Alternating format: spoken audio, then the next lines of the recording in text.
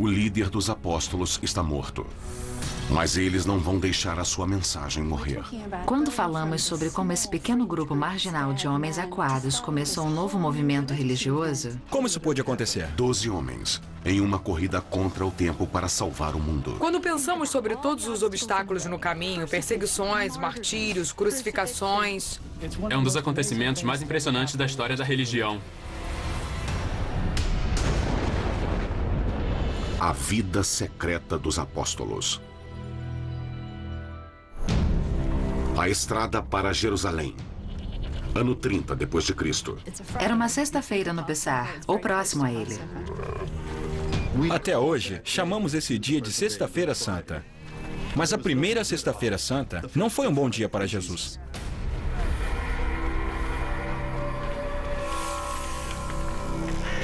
Os romanos gostavam de inventar as formas mais cruéis de matar as pessoas, mas a crucificação é uma das piores. O mais difícil numa crucificação é respirar. O condenado precisa tentar se levantar na cruz. É possível sobreviver, desde que a pessoa possa se suspender e ter espaço suficiente no peito para que os pulmões funcionem. Os pregos causam uma dor agonizante nos braços e nas pernas do criminoso. Quando a pessoa ficava muito cansada, o peso caía sobre os pulmões, causando sufocamento. Mas às vezes isso podia durar dias.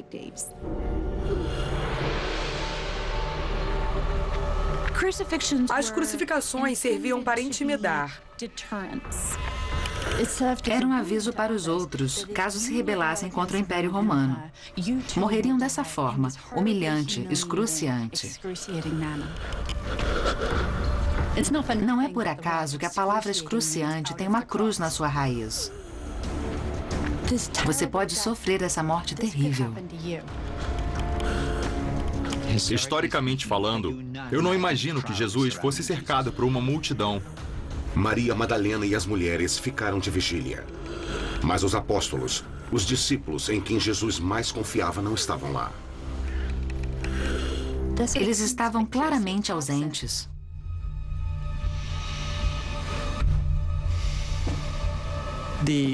Os apóstolos se trancaram em um quarto por medo. Eles não tinham a menor ideia do destino que os aguardava.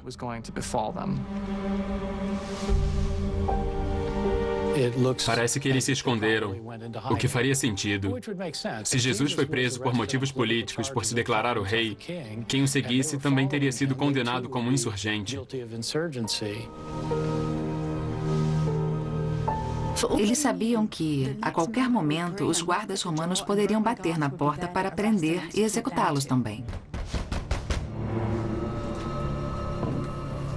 Esses homens cujo mundo havia sido virado de cabeça para baixo são os 12 escolhidos de Jesus. O mais importante sobre os apóstolos é o nome, os 12.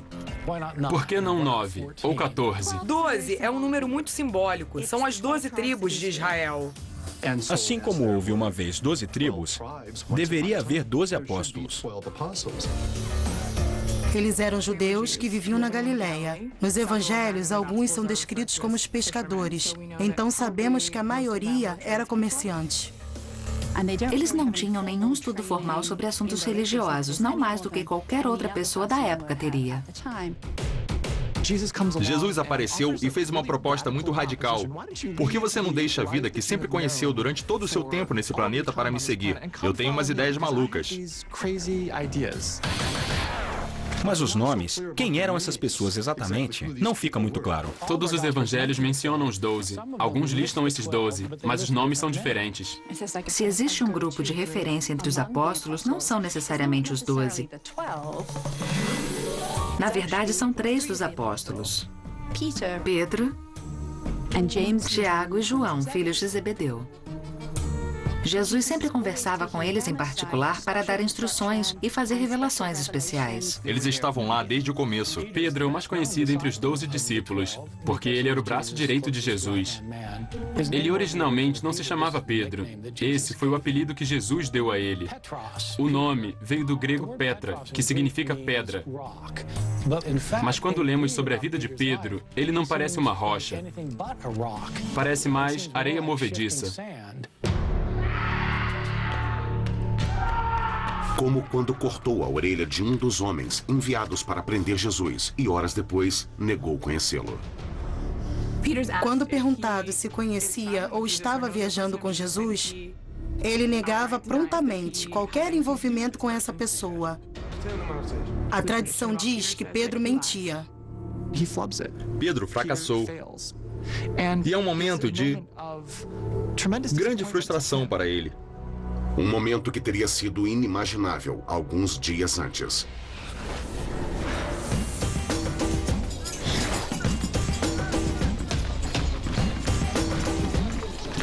Os apóstolos viajaram com Jesus e um pequeno grupo de seguidores para celebrar o Pessah em Jerusalém. A Páscoa judaica celebra a libertação das tribos de Israel da escravidão no Egito. Mas eles também estavam antecipando o futuro quando esperavam que Deus os libertaria dos atuais opressores, os romanos. O governador romano na época era Pôncio Pilatos, e ele tinha consciência de que as coisas podiam sair do controle rapidamente. Para os romanos, Jesus não era ninguém, mas eles não podiam deixar que ele se tornasse alguém.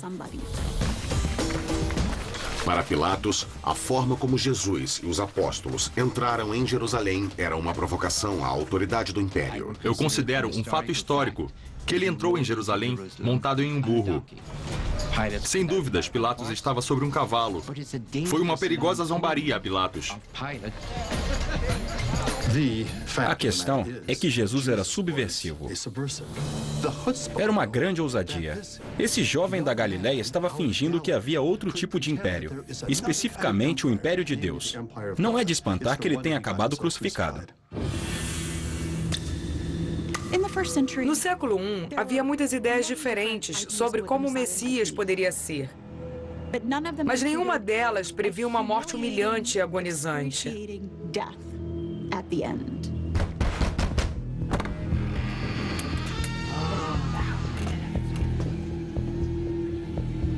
Nesse momento, quando estavam no cômodo superior, eles estavam apavorados, confusos e desesperados. Aquilo não era o que eles esperavam. Eles estavam errados de seguir aquele sujeito? Ele alegava ser quem não era? Essas pessoas deixaram suas famílias. Literalmente abandonaram suas vidas para seguir esse cara. Não dava para voltar e dizer, puxa, eu estava errado. Então, eles tinham que decidir o que fazer. Apenas algumas horas depois de ser pregado na cruz, Jesus de Nazaré morreu. Sua morte reuniria os apóstolos em um dos eventos mais misteriosos do início do cristianismo. 2 dias depois, na manhã de um domingo. É o primeiro dia da semana e várias seguidoras de Jesus, inclusive Maria Madalena, chegaram ao túmulo com algumas especiarias. Elas tiveram uma surpresa ao encontrar a sepultura vazia. O corpo de Jesus havia desaparecido. As mulheres foram as primeiras a entrar depois que o túmulo foi lacrado 2 dias antes. Então, uma pista secreta foi revelada.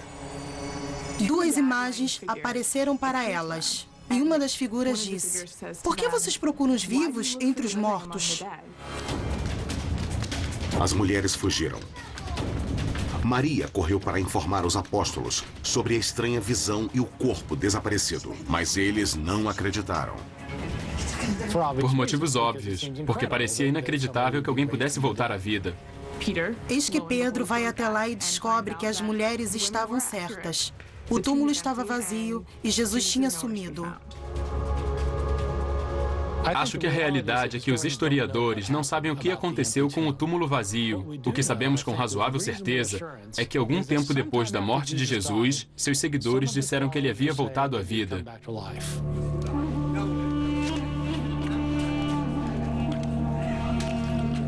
Eles começaram a ver Jesus. Jesus aparecia para eles.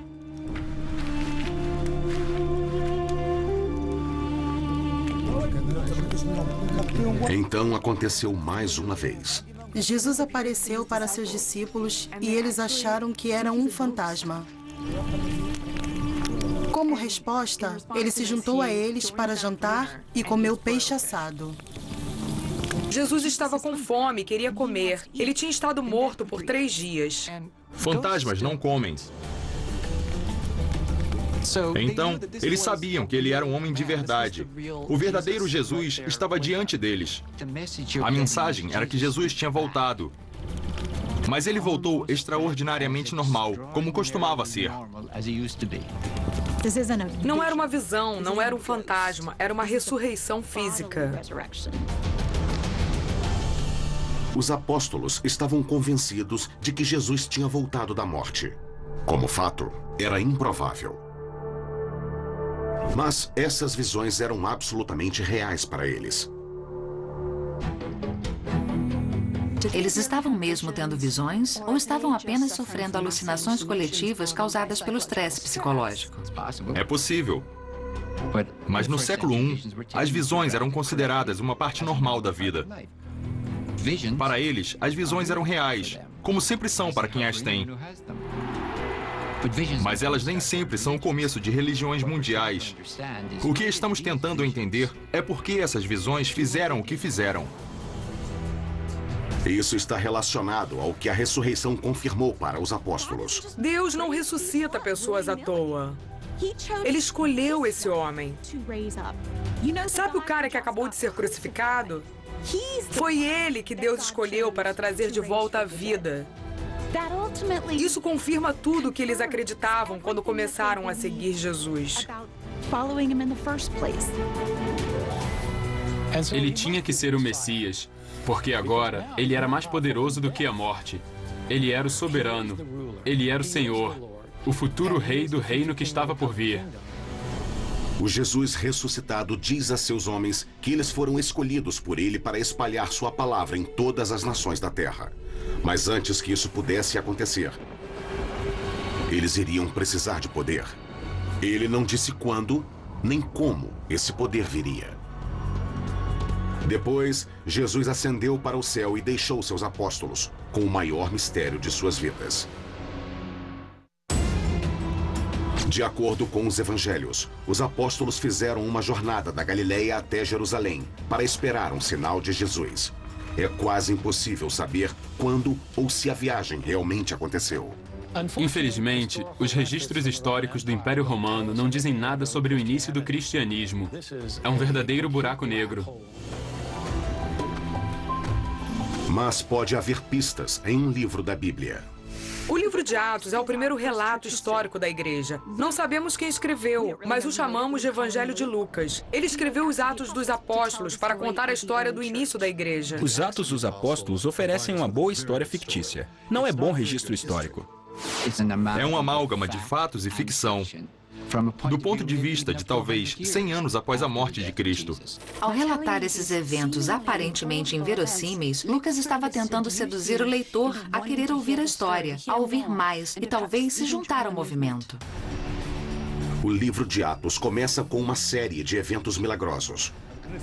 Um dos primeiros acontece no Festival de Pentecostes, a palavra grega para a festa judaica, Shavuot, que celebra o momento em que Deus entregou os 10 mandamentos a Moisés. Pedro conduzia a cerimônia, quando de repente... O Espírito apareceu. De repente, eles ouviram um barulho, como uma ventania. E línguas de fogo atingiram cada um dos discípulos. Subitamente, os discípulos começam a falar em outras línguas. Não estamos falando de línguas que são encontradas nas igrejas carismáticas. Estamos falando de poliglotas instantâneos. Todos podiam falar todas as línguas.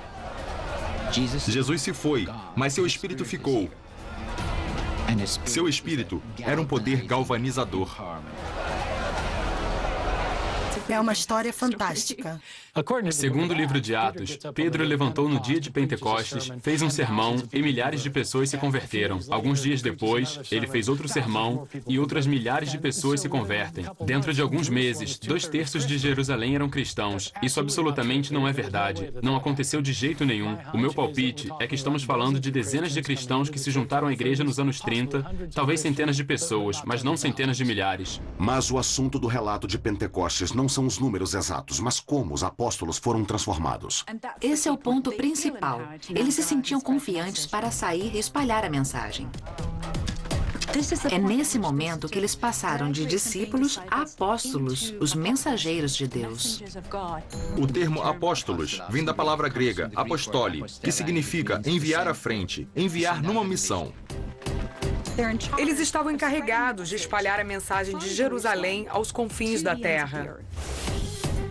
Mas antes de conquistar o mundo, eles teriam que enfrentar a Palestina, um passo de cada vez.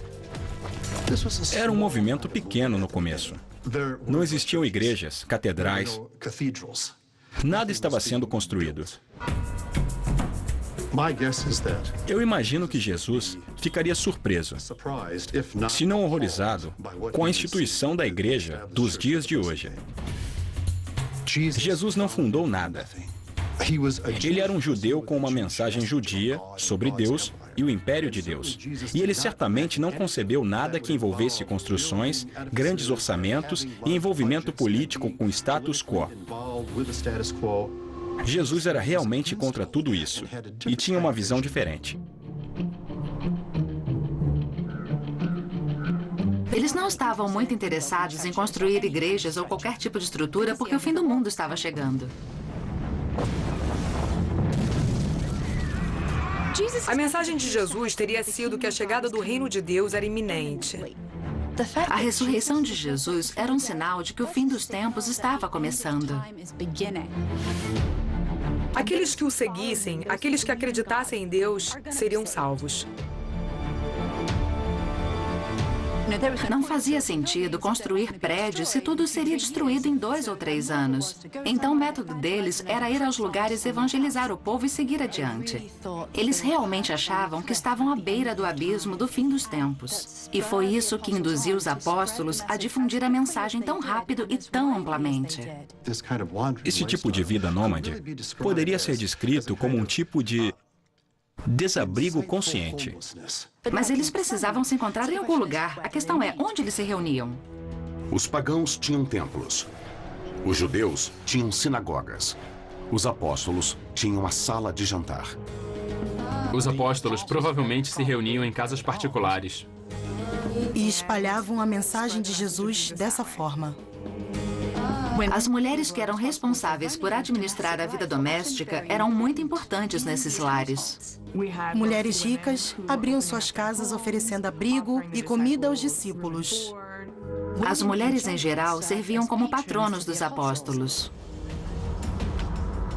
Alguns pesquisadores acreditam que Maria Madalena era uma das muitas mulheres ricas que apoiavam os apóstolos e seus seguidores. Sabemos que existe uma passagem no livro de Lucas mencionando que ela ofereceu seus recursos ao movimento de Jesus.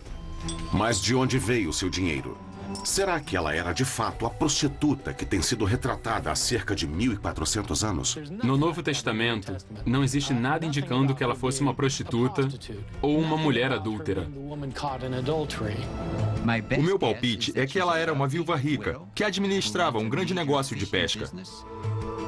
É possível que o nome de Maria Madalena venha de Magdala, uma vila pesqueira no Mar da Galileia. Nós simplesmente não sabemos. Os evangelhos não estavam interessados em falar sobre ela. Eles não dizem, por exemplo, se Maria Madalena teria optado por manter seu apoio ao movimento de Jesus em segredo. Os romanos haviam executado Jesus. Por que não iriam perseguir também seus seguidores? É comum a ideia de que quando o cristianismo começou, foi imediatamente declarado uma religião ilegal e os cristãos tiveram que se esconder em catacumbas. Esse ponto de vista decorre principalmente de assistir filmes demais. Os seguidores de Jesus definitivamente não foram caçados pelos romanos no ano 34 ou 35. Nos primeiros anos, os romanos não faziam distinção entre os que chamamos de cristãos e os judeus. E dá para entender por quê. Eles cultuavam o mesmo Deus, liam os mesmos textos, usavam a mesma língua. Eles eram judeus. E os romanos têm um histórico de deixar os judeus em paz. Ironicamente, a rede de estradas romanas, construída para transportar exércitos, pode ter ajudado os apóstolos a difundir o movimento cristão rapidamente. O Império Romano forneceu estradas excelentes e cidades maravilhosas. Tudo isso contribuiu para a disseminação do cristianismo. O crescimento da religião deve muito ao mundo romano e à sua infraestrutura. Se você perguntasse a um soldado romano se ele tinha ouvido falar de Jesus, mesmo alguns meses depois da crucificação, ele provavelmente diria que não. Mas para a instituição judaica, não era tão fácil esquecê-lo. Para os judeus, Jesus era visto como uma fraude ridícula. Talvez até mais depois que morreu. Teria sido muito difícil convencer os judeus de que Jesus era o Messias. Quando se fala sobre o papel do Messias no judaísmo do século I, seria expulsar os romanos. Ele seria o novo Moisés ou o novo Davi. Ninguém esperava que o Messias fosse crucificado. E era muito difícil convencer os judeus disso. Especialmente um judeu como Paulo de Tarso. Ninguém sabia na época, mas esse homem viria a ter um impacto tão grande sobre o nascimento do cristianismo como o próprio Jesus. Sabemos muito sobre Paulo porque ele fala de si mesmo nas suas epístolas. Ele foi criado como um judeu muito fervoroso e, quando ouviu falar sobre os cristãos, começou a persegui-los. Nessa época, Paulo era radicalmente contra os judeus cristãos. Um deles era um jovem chamado Estevão. Estevão foi um líder cristão que fez um sermão atacando o templo judeu. Segundo o que consta nos Atos, ele basicamente condenava os judeus por terem sempre rejeitado e matado os profetas, assim como tinham rejeitado e matado Jesus. Paulo não nega que queria destruir judeus cristãos como Estevão, mas não chega a admitir que foi cúmplice de assassinato. Essa parte da história ficou para os Atos dos Apóstolos. Os Atos colocam Paulo no apedrejamento de Estevão.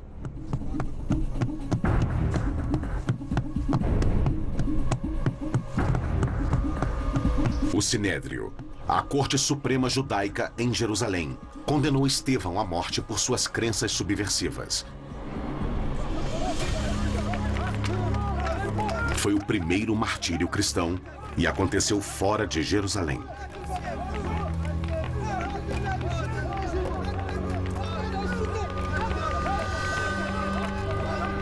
Os Atos nos levam a crer que Paulo estava realmente envolvido nisso, de alguma forma. Não sabemos até que ponto essa história é verdadeira. Se estamos querendo uma narrativa realista, não é o caso.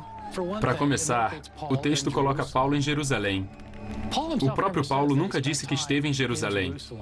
Lucas descreve a morte de Estevão como o ato de uma multidão. Todos tiveram um acesso de fúria e correram para apedrejar o homem. Mas os romanos não permitiam que os judeus executassem uns aos outros por diferenças de opinião religiosa. Isso criaria muita confusão. Verdade ou ficção? A presença de Paulo no apedrejamento de Estevão provoca uma das reviravoltas mais dramáticas na história do cristianismo. Alguma coisa aconteceu a ele. O chamado incidente da estrada de Damasco, que mudou completamente a vida dele. O livro de Atos diz que ele estava na estrada para Damasco e ia perseguir os cristãos de lá com a autorização dos líderes judeus de Jerusalém. Ele estava a caminho quando viu um clarão ofuscante. Uma luz forte brilhou sobre Paulo e ouviu-se uma voz que disse: Paulo, por que você está me perseguindo? E Paulo perguntou, quem está falando? E a voz disse, eu sou Jesus, aquele que você está perseguindo. Então Paulo ficou imediatamente cego. Ele teve que ser levado pela mão até Damasco. Paulo recuperou a visão. E ele deu uma guinada radical. De perseguidor a apóstolo. As epístolas do próprio Paulo não dizem nada sobre seu encontro milagroso na estrada de Damasco.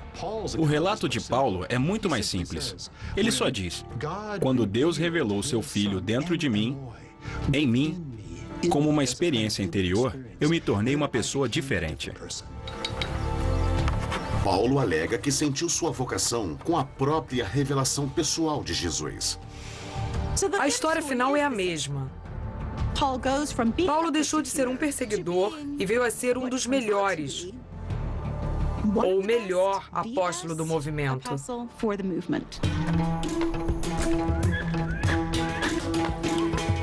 O melhor jeito era pegar a estrada e começar a caminhar. Paulo tinha um plano: ir para o norte. Ele realizou uma série de jornadas pela Ásia Menor e pela Grécia. Algumas pessoas calculam que Paulo chegou a viajar 16 mil quilômetros. No mundo antigo, isso não era fácil. Enquanto isso, os apóstolos continuavam seu trabalho na Palestina. Eles encontraram mais receptividade quando estavam realizando curas, espantando espíritos e curando paralíticos. Existem histórias de pessoas que traziam os parentes doentes em colchões e os deitavam na rua. O que distinguia os seguidores de Jesus é que eles não aceitavam pagamentos. Era isso que o cristianismo estava oferecendo às pessoas. Assistência médica de graça, numa época em que as consultas médicas eram muito caras. Então, por esse motivo apenas, as pessoas se juntaram em volta de Pedro, Filipe e João em busca de cura. E uma vez lá, formavam um público atento. Daí eles diziam: o fim do mundo está próximo. E se você não agir logo e não se juntar ao movimento de Jesus, o mundo pode acabar e você pode ir para o inferno. É uma oferta com tempo limitado. Compre agora ou você não será salvo. Dá para ver como, de repente, isso se tornou atraente. Os apóstolos já estavam fazendo avanços com os judeus, porque eles já cultuavam o mesmo Deus. Mas com os gentios, a história era diferente. Os seguidores de Jesus passaram a pregar aos gentios, os não-judeus.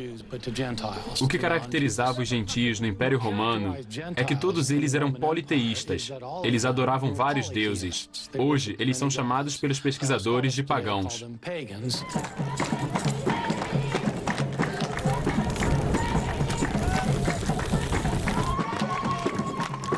A atmosfera religiosa na antiguidade era muito diversificada. Os pagãos podiam venerar qualquer deus que quisessem. Eles podiam adorar os grandes deuses da mitologia grega e romana.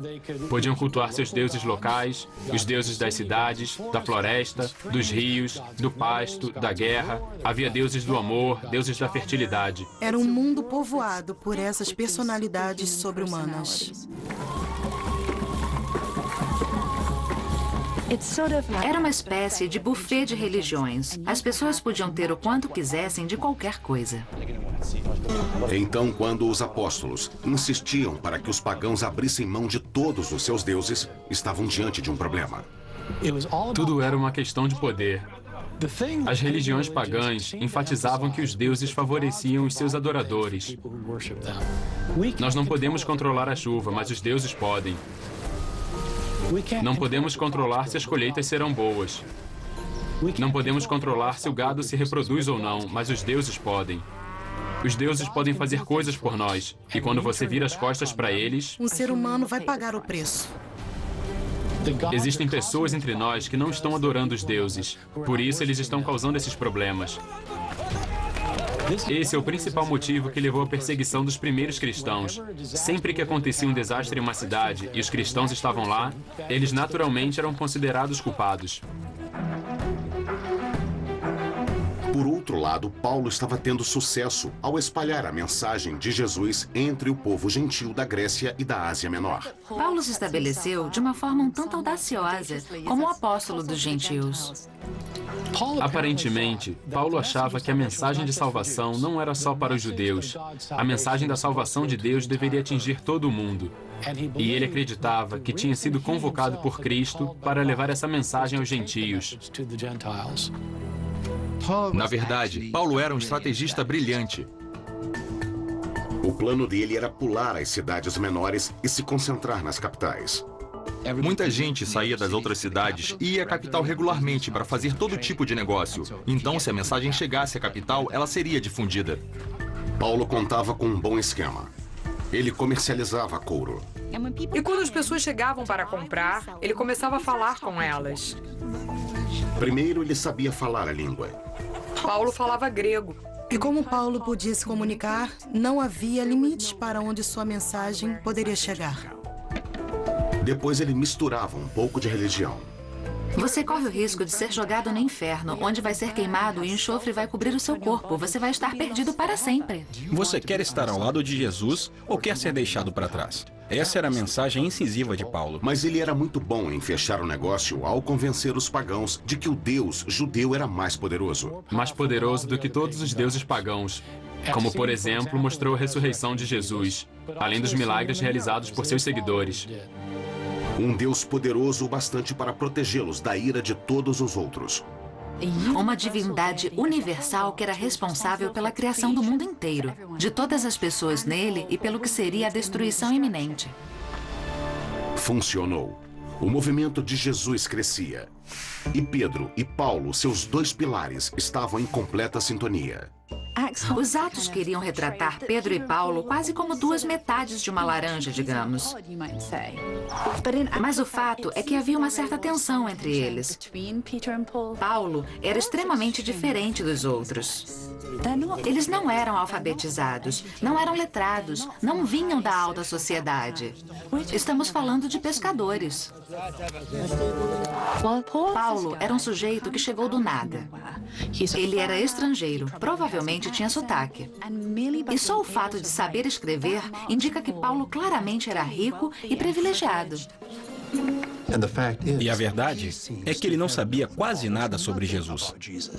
Paulo nunca ouviu. Paulo não estava na Galileia. Ele não tinha viajado com Jesus vivo. Ele não esteve na crucificação. Daí, um dia ele apareceu e disse: "Eu tive uma visão de Jesus e agora também vou ser um apóstolo." Dá para imaginar como isso teria sido frustrante para os seguidores originais de Jesus. Mas ele queria ser levado a sério. Ele queria ser um apóstolo. Mas ele tinha um passado negro. As pessoas sempre lembravam: você já foi um sujeito do mal. E você era contra a gente e agora você vem com esse papo de que é um de nós, um homem de Jesus? Fala sério, Paulo. Houve tentativas de criar um consenso. Como quando Paulo convidou Pedro para uma refeição com os gentios que ele havia convertido na cidade de Antioquia. Paulo queria que seus novos irmãos se sentissem em casa. E isso significava comer o que eles comiam, que não era kosher. Paulo explica. Nos sentamos todos juntos, um corpo, um grupo de devotos, compartilhando. E então Pedro é preso por seus irmãos de Jerusalém. Seu crime foi comer alimentos que não eram kosher, com não-judeus. A opinião de Paulo é: se o nosso movimento vai incluir os gentios convertidos, precisamos comer com eles todos juntos. O pessoal de Jerusalém não concordou e Pedro cedeu à pressão. E Paulo disse: eu levantei e confrontei ele. Agora você acha que precisa ser kosher? E você acha que nós somos seguidores de segunda classe? Paulo achava que era hipocrisia. De acordo com Paulo, ele e Pedro nunca se reconciliaram. E em nenhum momento, Paulo duvidou que sabia o que era melhor para o movimento. Paulo insiste que recebeu seus evangelhos diretamente do próprio Jesus Cristo. Que ele não tinha aprendido nada sobre o que estava fazendo com nenhum ser humano. Ele recebeu tudo de Jesus. Como, por exemplo, decidir se os gentios que aceitassem Jesus deveriam ou não ser submetidos aos tradicionais costumes judeus, como a circuncisão. Nos primeiros anos, o cristianismo ainda era um movimento judeu e a circuncisão é uma lei imutável que todos os judeus devem seguir. Mas Paulo defendia firmemente a isenção dos gentios. Paulo não achava que a circuncisão era um requisito para ser um seguidor de Jesus. Ele dizia claramente que os gentios que passassem a acreditar em Jesus não precisavam ser circuncidados. Que Jesus havia morrido para salvá-los e era nisso que eles precisavam acreditar. Se a lei pudesse nos salvar, não precisaríamos de Jesus. E acho que no final das contas, Paulo era muito prático. Eles estavam tentando difundir uma religião, mas colocavam essa imposição no caminho. Você vai fazer o quê? Com o meu... o quê? Não dava para converter um monte de homens adultos. De jeito nenhum. E quando uma facção rival da Galácia o desafiou, ele não mediu palavras. Ele basicamente começa sua epístola assim: seus Gálatas idiotas, e depois só piora. Paulo disse, não, deixem meu povo em paz. Eles são seguidores de Jesus. Não precisam de circuncisão. Sabe de uma coisa? Eu queria que todos vocês que adoram as suas facas e estão loucos para fazer umas circuncisões, cortassem as suas próprias coisas. Como a circuncisão estava fora de questão para os gentios, Paulo precisava oferecer a eles outro ritual de iniciação. O batismo fazia parte e era muito comum no judaísmo na antiguidade. E Paulo adaptou o ritual para que os gentios pudessem renascer como seguidores de Jesus. É um novo começo. Eles podiam recomeçar a vida como seguidores de Jesus. O batismo se revelou um sucesso para o movimento de Jesus. Impressionante para um homem que nem conheceu Jesus. Mas apesar do sucesso de Paulo, o nascente movimento de Jesus ainda enfrentaria muitos obstáculos. Os problemas começaram no ano 41. Roma empossou um novo rei na Judéia, Herodes Agripa, que era judeu. Foi uma boa notícia para os judeus. Para os seguidores de Jesus, nem tanto. E para Tiago, foi muito ruim. Segundo os Atos, Herodes Agripa chegou ao poder e, para angariar a simpatia dos judeus, mandou decapitar o apóstolo Tiago. E imediatamente depois, ao perceber o sucesso que teve, mandou prender Pedro, provavelmente com a intenção de fazer a mesma coisa com ele. Ele estava na prisão e, de repente, um anjo apareceu. Pedro achou que fosse um sonho e o anjo falou para ele se levantar rápido. E as correntes simplesmente se soltaram das mãos dele.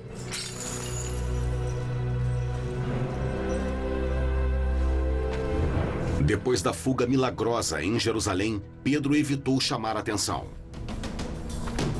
Mas, 1.400 quilômetros ao norte, Paulo fazia o contrário. No ano 50, ele chegou à cidade grega de Filipos, continuando sua missão com os gentios.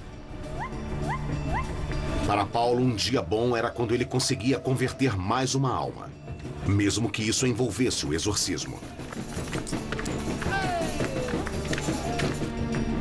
O alvo foi uma jovem escrava que era vidente. Seus transes rendiam muitos lucros. Paulo não suportou ver a garota possuída por um demônio.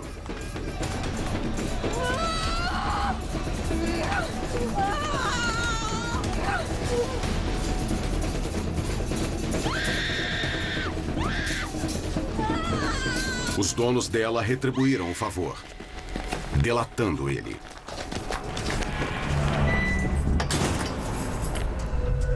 Ao longo da década seguinte, Paulo se tornou muito familiarizado com os calabouços romanos.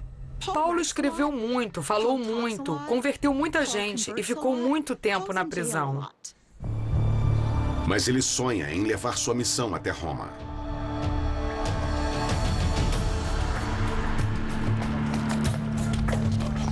Um relato que nunca chegou a entrar na Bíblia diz que Paulo chegou a Roma como um homem livre. Paulo queria ir a Roma. Assim ele teria uma plataforma de lançamento para levar o evangelho até os confins do mundo. Mas a Bíblia conta uma história mais sombria. Ele foi preso em Jerusalém e levado a Roma para ser julgado. O livro de Atos termina com Paulo preso em Roma. Paulo estava atrás das grades. Tiago havia morrido. E Pedro desapareceu. Mas o que aconteceu com o resto dos 12 apóstolos? O que a Bíblia diz sobre eles? Nada. Nós praticamente não temos informação sobre os outros apóstolos. Mas temos lendas sobre as mortes horríveis. Barnabé foi esfolado até a morte na Armênia. Tomé foi morto com lanças. Por assassinos na Índia. André foi executado numa cruz em forma de X, provavelmente para aumentar o sofrimento. Nunca vamos saber se essas lendas são verdadeiras. Mas no ano 66, houve um acontecimento muito real. Muitos acharam que o apocalipse estava começando. No ano 66, muitos habitantes da Judéia estavam fartos do domínio romano e houve uma insurreição. Os romanos sitiaram a cidade de Jerusalém e o cerco durou vários anos. Os relatos que temos desse cerco a Jerusalém são pavorosos.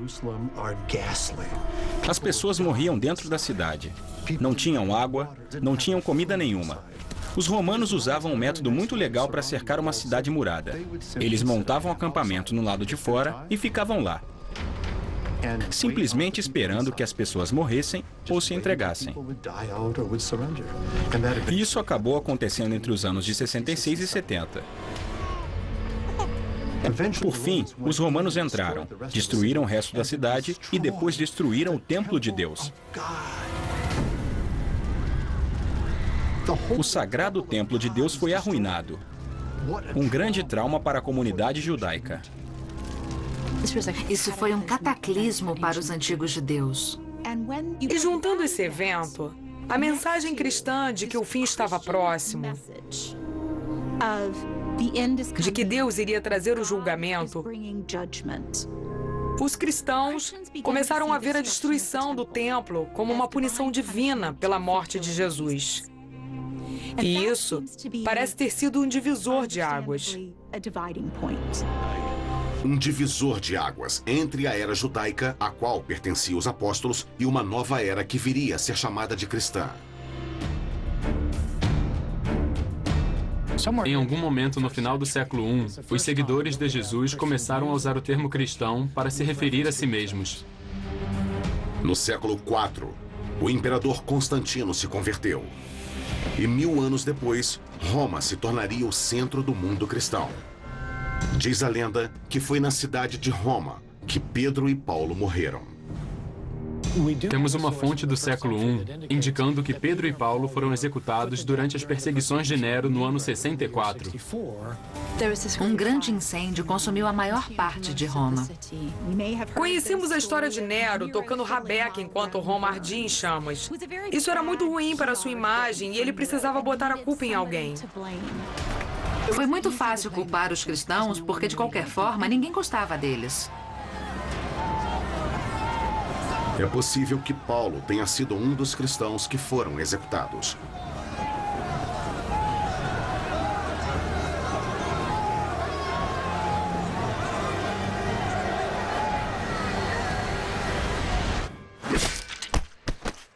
Paulo foi decapitado.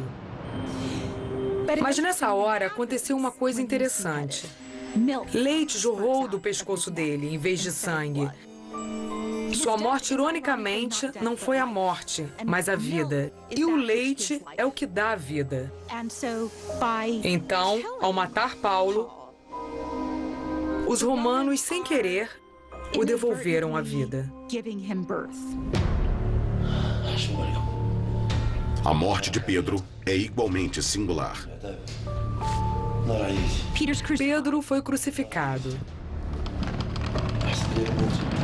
mas de cabeça para baixo. Dizem que ele foi crucificado assim porque achava que não era digno de morrer como Jesus morreu. Mas não é o que ele diz nos Atos de Pedro. Ele quis ilustrar como o mundo estava de cabeça para baixo, como estava cheio de pecado, e a cruz iria endireitá-lo.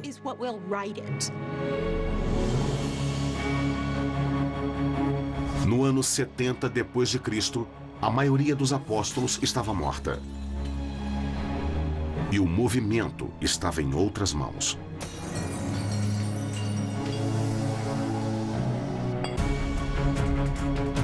Os primeiros apóstolos não convertiam milhares de pessoas de uma vez, mas algumas pessoas aqui e ali. Mas essas poucas pessoas converteram outras pessoas, que converteram outras, e o movimento começou a crescer. É um dos acontecimentos mais impressionantes na história da religião. Quando a gente pensa que esses seguidores tiveram que superar perseguições, martírios, prisões, crucificações, e ainda assim deram início a uma religião mundial, é espantoso.